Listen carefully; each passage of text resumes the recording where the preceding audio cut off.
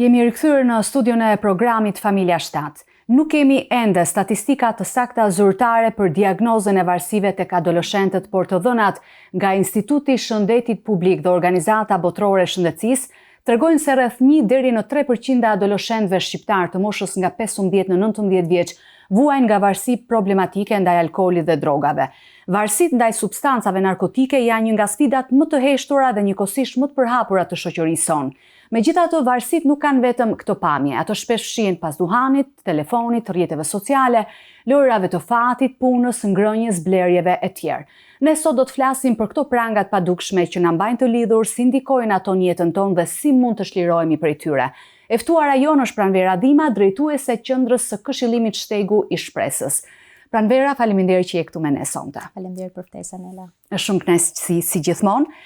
Unë po kaloj direkt tek tema jon, pranga që na mbajnë të lidhur. Çfarë nënkupton kjo metaforë dhe a përshkruan kjo vërtet njerëzit që janë nën grackën e varësive? Në fakt është një titull i goditur. Kur neve mendojmë për pranga, ne mendojmë për zinxhir, për burg, për zhurmë, por e vërteta e varësive vjen ndryshe. Vërtet janë pranga, por janë ca fije të holla, të padukshme, të cilat me kalimin e kohës shndërrohen në litar të trashë të fortë, të pakputshëm, shpeshherë shumë të vështirë për depërtuar. Dhe në shumicën e rasteve, pra nuk është se njerëzit kur vendosin që le të themi të përfshihen në disa sjellje të caktuara të dëmshme për jetën e tyre, por të dëmshme edhe për marrëdhëniet, nuk është se kanë qëllimin dhe apo idenë që dua të futem pra sot më erdhi një ide, sot do lidhem me pranga.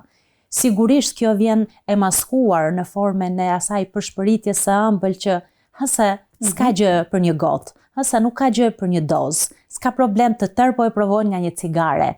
Dhe kjo vjen si një ngushëllim i momentit, kjo vjen si një komfort dhe pa e kuptuar shpeshherë ata të cilët shndërrohen në varësi ndaj substancave kimike krijojnë këto fije të padukshme emocionale, psikologjike, të cilat i bëjnë ato me kalimin e kohës, pra nuk ndodh brenda ditës, por ato shndërrohen në prangat e tyre që i mbajnë të lidhur dhe po është një metaforë që i përfaqëson. Po. Pranvera, sa herë që mendojmë për varësitë të gjithëve, mendja na shkon tek droga, tek alkooli, a ka edhe forma të tjera të varësisë, ndoshta më pak të dukshme, por po aq të rëndësishme?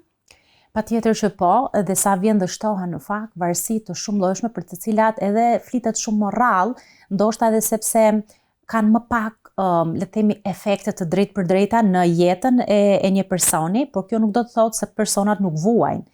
Dhe varësitë i kemi në këtë rast kimike, unë dua ta bëj sa më të thjeshtë dhe për audiencën, por ato të cilat vijnë nga substancat kimike, siç është droga, siç është alkooli, nikotina, pra këto janë lëndë kimike që ti i fut në trup. Por varësi gjithashtu janë dhe ato të cilat lidhen me anën psikologjike, mendore, ato të cilat kanë të bëjnë me ngushëllimin që neve ndjejmë për shembull teksa neve bëjmë blerje të shfrenuara. Ne dimë që s'kemi nevojë, por ne vazhdimisht këtë kompulsionin, impulsin që në ndjejmë për të blerë, na jep një farë qetësie, kënaqësie të momentit dhe neve mund të kemi për shembull 20 çanta dhe shkojmë prapë për të blerë dhe një tjetër, apo këpucë, apo gjëra për në shtëpi, apo koleksionojmë gjëra pa kuptim dhe pa vlerë, po këto bëhen obsesion për ne. Apo në raste të tjera, varësi që kanë të bëjnë me punën, ti ke një zvrasti të lartë emocionale dhe të gjithë kohën e vendos në dispozicion të punës dhe kjo të shndërrohet në varësi. Dhe kemi varësi të tjera të cilat lidhen me shumë fusha të jetës. Bigjozi është një varësi psikologjike që shkatron jo vetëm jetën e individit, po marrëdhënie të tëra familjare, që patjetër janë të shumëllojshme, varësitë nga telefoni, nga ekranet, nga jeta e rrjeteve sociale. Tani po zhvillohen varësi realisht të cilat më përpara nuk konsideroheshin varësi, sepse nuk ishin aq prezente në jetën e njerëzve dhe nuk ka patur dhe studime për të parë efektet afatgjata të këtyre veprimtarive. Por sot sa vjen dhe shikojmë që këto shtohen dhe njerëzit vuajnë të lidhur në këto pranga. Si mendon, çfarë shtyn një njeri drejt varësisë? Është dobësi personale, është mungesë vullneti, apo edhe një përpjekje për të përballuar ndoshta dhimbjen dhe atë boshllëkun e brendshëm? Akoma vazhdon të jetë subjekt studimi, por deri tani, paktën në tekste, është e pranuar që në ana psikologjike njeriu përpiqet të kompensojë përmes këtyre varësive disa gjëra të cilat ai i kërkon për t'i marrë kënaqësi, prehje, qetësi të momentit. Që nënkupton që mund të jenë persona të cilat në shumicën e rasteve kanë një jetë të zbrazët, mund të jenë rritur pa dashuri, mund të kenë trauma, mund të kenë problematika në marrëdhënie, mund të kenë humbje të njerëzve të dashur të cilat nuk i kanë superuar dot. Pra mund të jenë shumë gjëra të cilat neve na zbrazin emocionalisht, shpirtërisht, ndihemi bosh, ndihemi të pamotivuar, ndihemi pa kuptim, ndoshta edhe të pa kuptuar nga të tjerët mbase, dhe fillojnë dhe ata krijojnë këtë pritshmërinë që kjo substanca ose kjo hobi që nis si hobi për momentin, apo kjo gjëja momentale që unë po bëj më sjell këtë kënaqësinë e momentit aty për aty, dhe nuk e kuptojnë që rrugës ky bëhet laku i tyre, nga i cili nuk kanë vështirë të dalin ose kërkohet pastaj një punë e konsiderueshme për të dalë nga ai rreth vicioz. Të gjitha këto varësi si ndikojnë në shëndetin tonë, në shëndetin mendor, emocional, apo edhe në marrëdhëniet me familjarët apo me njerëzit? Ndikojnë drejt për drejt, sepse ne jemi qenie sociale dhe ka plot njerëz të cilët krijojnë varësi për shkak se tashmë kanë disa sfida të shëndetit mendor, për shembull mund të kenë një nivel të lartë ankthi apo depresioni, dhe për të gjetë shpëtimin momental, ata drejtohen drejt këtyre varësive. Dhe nga ana tjetër, dhe gjendja e tyre patjetër që bëhet më keq, jo më mirë. Por nga ana tjetër kemi edhe individ tërësisht të shëndetshëm nga ana e shëndetit mendor dhe futen në këto sjellje, angazhohen në këto sjellje devijante të pashëndetshme dhe përfundojnë me probleme, pra të shtuara krahas varësive, shtohen dhe probleme të shëndetit mendor. Kështu që shkojnë njëra mbas me tjetrën. Por të gjitha këto dëmtojnë jo vetëm shëndetin mendor, këto varësi, këto problematika jo vetëm që cënojnë mirëqenien e drejt për drejt të një individi që është prej këtyre varësive, por dëmtojnë dhe në nivelin e marrëdhënieve, në nivelin social. Njeriu fillon dhe humbet atë paqen që po përpiqet ta kërkojë, ta përmbushë tek këto substanca apo tek këto hobi që i quan në fillim. Pra, në qoftë se dikush bie pre, le të themi, e drogës dhe fillon apo e nikotinës, fillon ta përdori këtë në mënyrë që të uli ankthin e vet, që të qetësohet dhe të marrë një farë kënaqësie, apo të pijë një 2-3 gota që të heqë trishtimin dhe zemrimin apo mërzitjen. Ne shikojmë dhe ka studimet pafund tashmë, të cilat tregojnë që jo vetëm që ata nuk dalin nga kjo gjendje, por gjendja e tyre bëhet më e thelluar, më e keqe. Pse? Sepse kjo ndryshon balancat kimike në tru dhe ka neurotransmetues të cilët pasi kanë marrë këtë dozën e kimikateve të cilat të stimulojnë trurin për të ndjerë një gjendje kënaqësie, sa zgjat ajo? Zgjat shumë pak minuta, dhe menjëherë pas asaj niveli i këtyre i dopaminës bie dukshëm, i cili është përgjegjës për gëzimin, për lumturinë. Niveli bie dukshëm dhe çfarë bëjnë pastaj? Për të marrë të njëjtën kënaqësi, ato do shtojnë dozën, do shtojnë frekuencën e përdorimit. Dhe kjo është një grack, prandaj dhe quhen pranga, sepse duket sikur ti po përpiqesh të pish, le të themi, sikur je në një det të hapur dhe po përpiqesh të pish ujë detit të kripur për të shuar etjen. Në fakt, ti vetëm sa po dehidratohesh më tepër. E njëjta gjë ndodh me këto varësi. Ti mendon se po del nga rutina, po krijon një gjendje qetësie, prehje për shpirtin tënd, ngushëllimi, por në fakt je duke gryer gropën dhe duke u futur më thellë vet. A ka disa shenja paralajmëruese që tregojnë se një individ është duke zhvilluar një varësi, ose çfarë mund të dallojmë tek vetja ose tek të tjerët? Po neve shikojmë që nganjëherë kufiri nuk është aq i qartë midis një përdoruesi dhe një personi që ka varësi. Kur flasim për varësi, flasim për diagnoza. Ka plot njerëz të cilët nuk e marrin diagnozën sepse nuk marrin trajtim dhe nuk e pranojnë fare që kanë varësi. Ata mund ta konsiderojnë veten, po jam përdorues, po nuk jam i varur. Dhe kjo është një nga sfidat kryesore të tyre dhe prandaj dhe thellohet problemi i tyre, sepse ata mohojnë faktin që kanë krijuar varësi. Mirë po, dikush, qoftë një individ që le të themi ka krijuar varësi, po edhe familjarët e tyre patjetër që mund të vënë re disa shenja dalluese për të kuptuar dhe për t'i bërë pastaj të sensibilizohen që shiko, në rastin tënd ti realisht ke nevojë për të kërkuar ndihmë dhe suport profesional, sepse tashmë ke kaluar nga niveli i përdorimit në nivelin e varësisë. Dhe kur ndodh kjo? ndodh në rastet kur personat fillojnë dhe bëhen për shembull të agjituar dhe agresiv dhe këmbgulin të marrin atë varësit, atë substancë ose atë gjë që i sjell qetësinë, këmbgulin ta marrin sepse kjo gjëja mosmarrja sa ju shkakton ankth dhe parehati dhe presion. Pra në qoftë se ai individ nuk qëndron dot pa të, do të thotë që ka krijuar varësi. Fillojnë dhe janë shumë më të agjituar në marrëdhënie me të tjerët.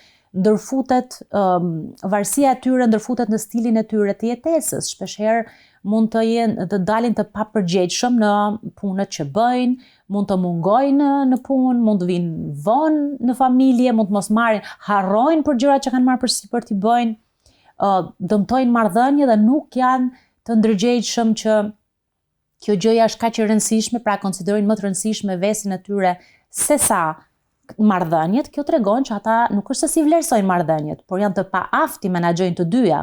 Dhe njëra do bjerë në kurisë të tjetrës.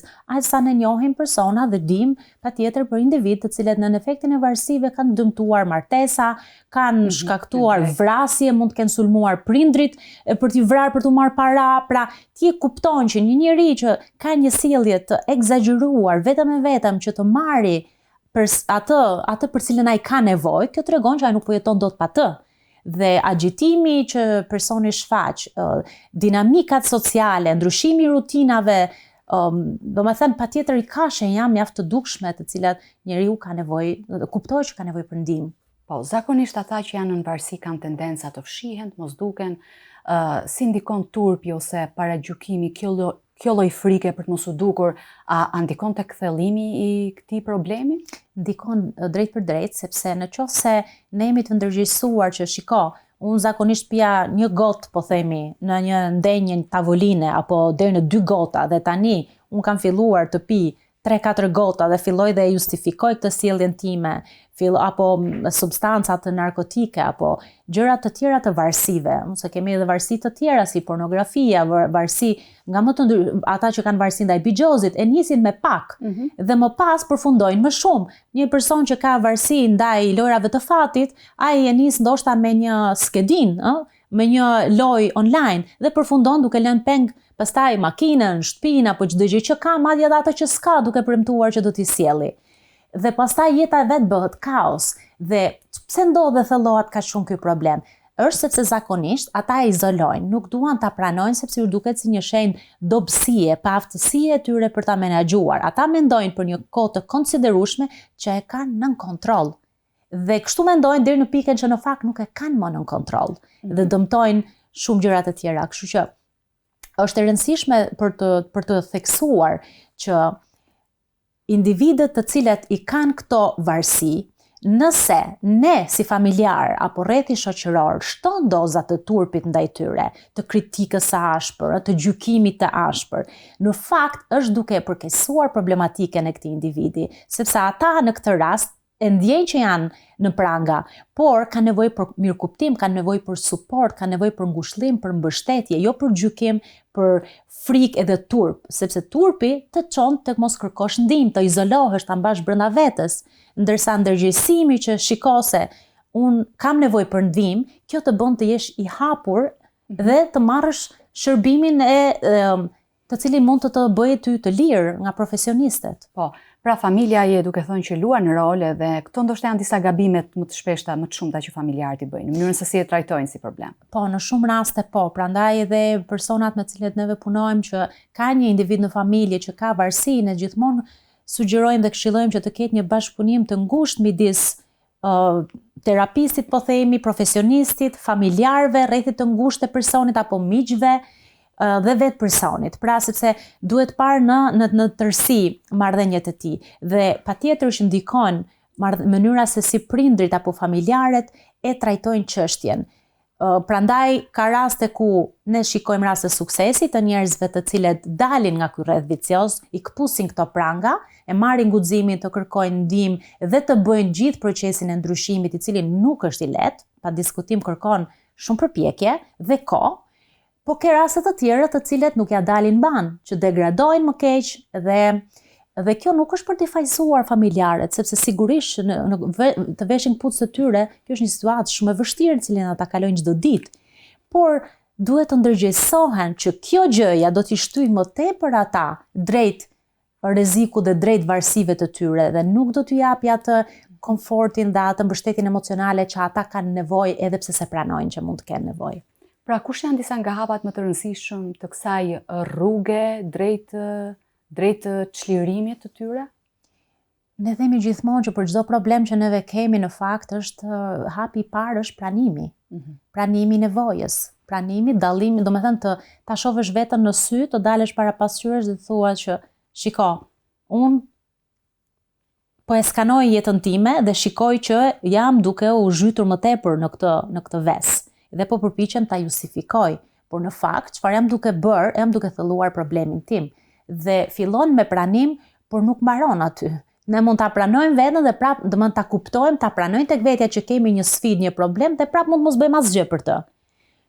Nga ai moment që pranojmë, ne duhet të kërkojmë ndihmë tek profesionistët, sepse është një proces i tërë pune e cila fillon me emocionet, me mendimet tona, pse kemi arritur aty, me shërimin e plagëve të brendshme që mund të jenë të mbartura, me gjëra të cilat mund të jenë mbuluar ndër vite, ndër dekada mbase, që ndoshta individi as nuk e kupton mbase se pse ka arritur deri në atë pikë dhe ka nevojë që të gjitha këto të eksplorohen brenda një ambienti të sigurt dhe profesional ku ofruesi i shërbimit, profesionisti e ndihmon këtë individ që të dali dhe ta ndihmoj të shikojë së pari dritë në fund të tunelit, sepse shumë prej tyre pasi kanë krijuar varësinë, mendojnë që nuk ka më shpresë për mua, nuk ka më zgjidhje për mua. Dhe patjetër që më e vështirë është, le të themi, 2-3 javët e para. Ato janë më të vështirat, por puna nuk mbaron me 2-3 javë. Si drejtuese e qendrës Shtegu i Shpresës, cilat janë disa nga format më të shumta të varësisë, rastet që ju i keni aty, po trajtoni? Në fakt, aktualisht ne shikojmë një shtim shumë të madh të numrit të atyre që kërkojnë ndihmë për varësitë edhe ndaj përdorimit të telefonit dhe pajisjeve elektronike, sidomos tek moshat e reja, tek fëmijët, tek adoleshentët. Kjo është shumë shqetësuese, sepse po shikojmë një realitet që mbase shoqëria jonë akoma s'ishte e përgatitur, prindrit kur e kuptojnë, realisht janë të dorëzuar, nuk arrin dot ta menaxhojnë më. Dhe kjo patjetër që le të themi, në qoftë se nuk bëhet një ndërhyrje sa më shpejt, dëmet tek fëmia mund të jenë edhe deri në dëmet të shëndetit mendor. Dhe varësia ndaj tyre, ndaj pajisjeve elektronike për shembull, shkakton një agresivitet të shtuar tek fëmijët dhe adoleshentët. Kemi varësi të tjera gjithashtu të cilat janë nga nikotina. Ne shikojmë që po bëhet trend tani to cigaret elektronike, vapet, të cilat realisht sipas studimeve krijojnë varësi shumë më të shpejt se sa edhe vetë cigaria nikotin. Pra nikotina përmes konsumimit si duhan si cigare. Që do të thotë teknologjia dhe evolimi i shkencës jo gjithmonë po na sjell gjëra të mira, Pra edhe droga kur është prodhuar nuk ka qenë për qëllime që përdoret sot. Ka qenë për qëllime kurimi. Po, mjekësore. Kështu që edhe telefoni nuk është i keq, pajisjet elektronike nuk janë të dëmshme, por për çështja është tek gjetja e ekuilibrit të masës. Sa është i shëndetshëm dhe ku fillon dhe na bën dëm. Dhe kjo shpeshherë ky prag është shumë individual. Sepse ka njerëz, ka fëmijë, po edhe adult, të cilët kanë edhe një farë tendenca të brendshme, qoftë gjenetike, qoftë edhe familjare, për të qenë, le të themi, më lehtësisht të ndikueshëm ose pre e presioneve sociale, apo edhe, le të themi, një lehtësi për të ndikuar nga varësitë. Dhe në qoftë se, për shembull, le të themi, unë si individ nuk të ndohem fare nga nikotina, sepse unë nuk e duroj dot dhe nëse hy në një bar që ka, në një kafene që ka cigare, unë dal, sepse nuk e duroj dot. Po ka të tjerë që kjo nuk u bën as pak përshtypje, mbase sepse në familjen e tyre gjithmonë është konsumuar duhan. Dhe ata janë normalizuar me këtë gjë. Apo gjithmonë janë rritur me erën e alkoolit, sepse familjarët e vet gjithmonë mund të kenë konsumuar alkool në shtëpi, apo mund edhe ta kenë tepruar. Pra varet shumë nga mënyra se si neve dhe jemi rritur, nga modelet që kemi marrë, çfarë neve truri dhe trupi jon toleron ose shfaq intolerancë ndaj saj. Dhe njerëzit të cilët kanë prirje ndaj varësive duhet të kenë më kujdes se sa disa të tjerë të cilat nuk të ndohen lehtësisht nga këto. Po. Pranvera, në përfundim të kësaj intervista, do të kishe një mesazh shprehje për gjithë ata që janë në prangat e këtyre varësive, dua një rrugdalje. Patjetër që për sa kohë kemi jetë, ka shpresë. Ne e dim që shpesh varësit kanë çuar njerëz në humbje jete. Dhe ne njohim njerëz, kemi punuar mbase me ta, dhe për sa kohë ne jemi akoma duke marrë frymë, do të thotë që kemi një mundësi për të thënë, sot është dita ku unë do filloj procesin tim të shërimit, të ndryshimit. Procesi i cili përmenda më përpara nuk është diçka që do mbaroj brenda javës, nuk është diçka shumë komode dhe e thjeshtë, por kur është domosdoshmëri, nëse ne e duam jetën dhe kemi mjaftueshëm gjëra për cilat ja vlen të luftojmë, atëherë duhet të bëjmë punën, dhe patjetër që është një proces, është një betejë që mund të fitohet. Mund të luftohet, mund të fitohet, dhe duhet të mbajmë syt, të mbajmë atë shpresën ndezur, do të thonë, të mos e mendojmë sikur ky është fundi im, okay? Unë zbëhem më. Ka plot nga këto fjali që ti i dëgjon tek personat të cilat janë në varësi, janë të zhgënjur, shpeshherë dhe nuk e duan jetën, realisht nuk e duan jetën, sepse shikojnë sa dhimbje po i shkaktojnë njerëzve të dashur. Por çdo ditë që ne ngrihemi në mëngjes është një mundësi e re, na jepet një shans i ri për të thënë, sot është dita ku unë do provoj. Ka njerëz që mund të kenë provuar një herë, 2 herë, 3 herë, por prapë janë kthyer mbrapsht dhe nuk ja kanë dalë.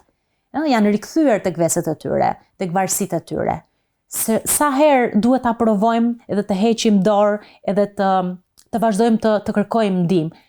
Çdo ditë nëse është e nevojshme le ta bëjmë, çdo ditë është një shans i ri, një mundësi e re që na jepet nga Perëndia për të marrë frymë, dhe çdo ditë është një mundësi e re për të marrë vendime. Le të jetë sot ajo dita ku unë them, stop, nuk e duroj më këtë gjendje, dua ta ndryshoj, dua të përmirësoj veten time, sepse po dëmtoj veten dhe të tjerët rreth meje. Falenderojmë shumë, bisedë informuese, sensibilizuese, Pranvera.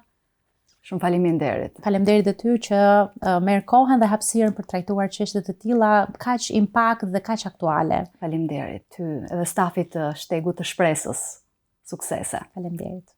E për të gjithë ata që na dëgjojnë, varësia nuk ka pse të jetë fundi i historisë suaj. Çlirimi fillon aty ku lind guximi për të pranuar problemin dhe kërkuar ndihmë, dhe hapat e vegjël drejt kaputjes së këtyre prangave kanë rëndësi. Ktu kemi ardhur në fund të programit tonë, miq, ju uroj një fundjavë të bukur vazhdim.